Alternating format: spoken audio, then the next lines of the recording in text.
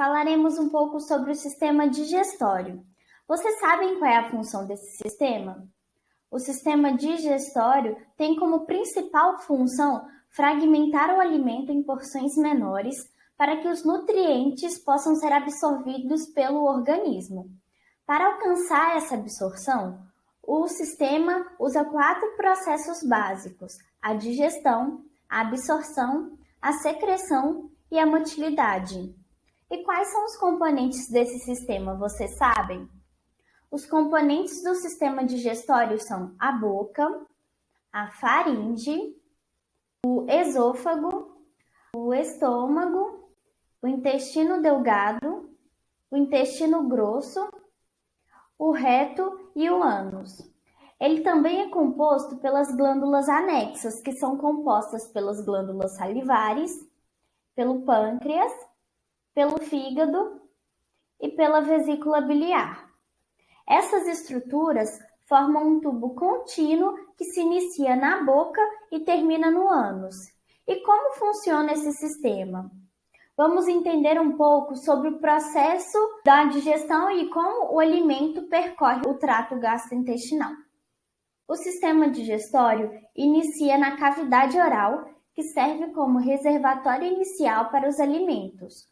Os dentes, a língua e os lábios fazem a digestão mecânica dos alimentos, criando uma massa amolecida e umedecida que reduz o seu tamanho e facilita a deglutição. E vocês sabem como funciona o processo de mastigação? A mastigação é de extrema importância, sendo considerada a primeira etapa da digestão. Esse processo tem a finalidade de modificar a consistência do bolo alimentar e reduzir o seu tamanho. Se a mastigação não é realizada de maneira correta, alguns problemas podem aparecer, como sintomas intestinais. E por que isso acontece? Um dos principais motivos é que, para auxiliar no processo de deglutição, muitas pessoas recorrem à ingestão de líquidos em excesso, o que pode sobrecarregar o organismo na digestão do alimento, resultando no aparecimento de sintomas como dor abdominal, quadros de sonolência e gastrite. A mastigação adequada promove o maior contato dos alimentos com a saliva. A saliva é secretada pelas glândulas salivares e contribui no amolecimento e lubrificação do alimento, além de iniciar a digestão química de alguns carboidratos. A saliva contém a pitialina ou amilase salivar, que é responsável pela digestão desses carboidratos.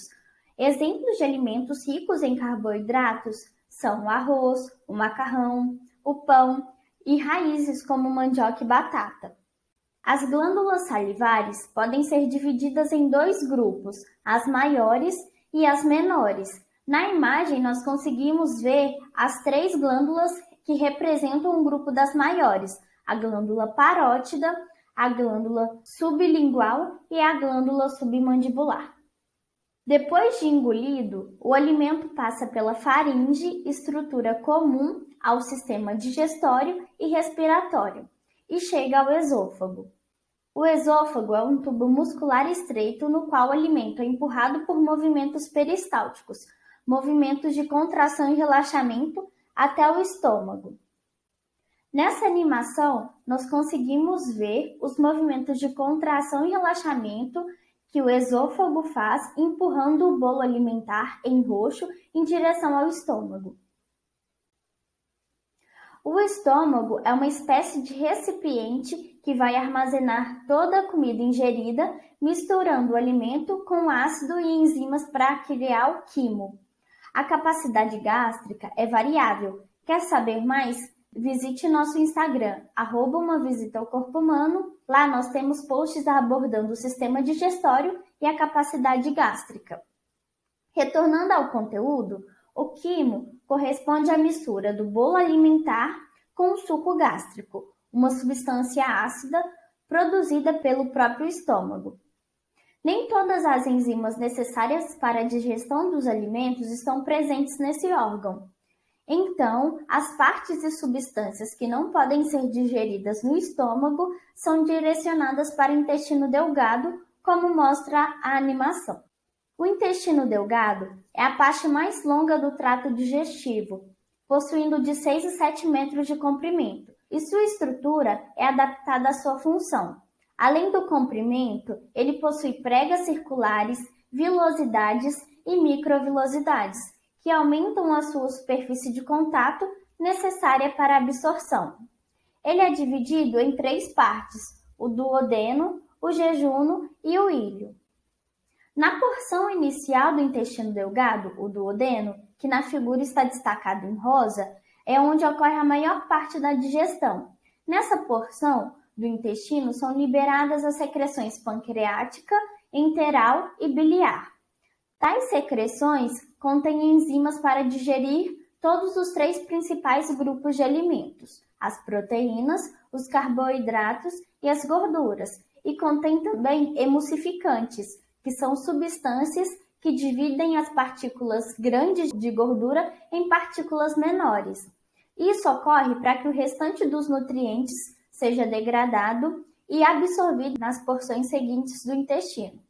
Ao final desse processo que ocorre no intestino delgado, resta uma substância aquosa e esbranquiçada chamada de quilo, que é enviada ao intestino grosso. O intestino grosso se divide em várias regiões, iniciando no seco, que recebe diretamente os produtos do íleo. Ele apresenta uma extensão denominada apêndice secal ou apêndice vermiforme, na porção inferior direita do abdômen. Esse pequeno órgão é responsável pela famosa apendicite, situação em que o apêndice se encontra inflamado. Mas o que realmente acontece na apendicite? Vamos entender primeiro o que é o apêndice. O apêndice é uma bolsa do seco que abriga bactérias intestinais que auxiliam na digestão. Vamos entender primeiro o que é o apêndice. O apêndice é uma bolsa do seco que abriga bactérias intestinais que auxiliam na digestão. E quando essa região está inflamada, temos a apendicite. A apendicite é uma condição causada normalmente por obstrução do apêndice, por exemplo, pela presença de restos fecais, o que então leva ao inchaço e à inflamação.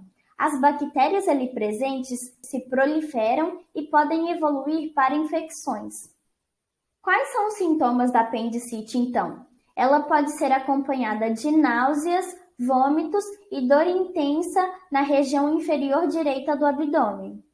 Se não for tratada, o apêndice pode se romper e causar uma infecção generalizada, que também é conhecida como sepse. Para a confirmação, é necessário fazer exames como ultrassom abdominal ou tomografia computadorizada, que permite observar o quadro de dilatação e inflamação do apêndice. Em caso de inflamação, é necessário a apendicectomia, que é a remoção cirúrgica do apêndice. Então, a partir do seco, o intestino grosso é dividido em cólon ascendente, cólon transverso, cólon descendente, cólon sigmoide, reto e canal anal. No intestino grosso, a água e os sais minerais são absorvidos e o que restou é considerado excreta, pois não apresenta mais utilidade para o organismo. Deste modo, as fezes são direcionadas para a seção terminal do intestino grosso, chamado de reto, e excretadas do corpo pelo ânus. Para finalizar o nosso estudo, é necessário lembrar que o sistema digestório possui órgãos anexos muito importantes. Um deles é o fígado, um órgão grande e localizado abaixo do pulmão direito. Ele é responsável pela produção da bile, que é armazenada na vesícula biliar e atua no intestino delgado na emulsificação de gorduras. O fígado também é responsável pelo armazenamento de substâncias como glicogênio, gordura e ferro. Outro órgão muito importante é o pâncreas, uma glândula mista. E vocês sabem o que é uma glândula mista? Uma glândula é considerada mista quando ela produz secreções liberadas na corrente sanguínea, as secreções endócrinas, e secreções liberadas em órgãos-alvo, as secreções exócrinas.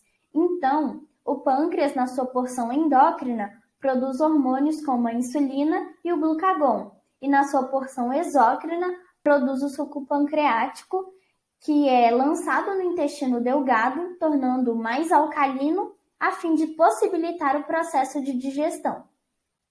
Nessa animação, nós conseguimos ver o quimo sendo expelido pelo estômago para o duodeno, o local onde a bile e o suco pancreático são liberados. É possível ver também a ação emulsificante da bile, dividindo moléculas grandes de gordura em partículas menores. Então vamos recapitular. O alimento é mastigado e deglutido, passa pela faringe e esôfago, chegando ao estômago, onde o processo de digestão iniciado na boca continua.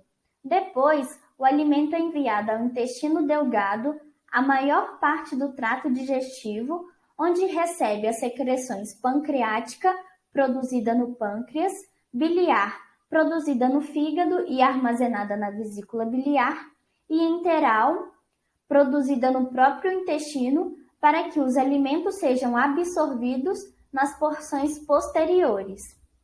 Depois, o alimento é enviado ao intestino grosso, onde a água e os sais minerais são absorvidos, e o restante é considerado excreta e é expelido do corpo pelo ânus. Gostou? Então curta o vídeo, deixe suas dúvidas e sugestões nos comentários, envie para um amigo e siga também a nossa página no Instagram, @umavisitaaucorpohumano. E até a próxima! Essas foram as nossas referências.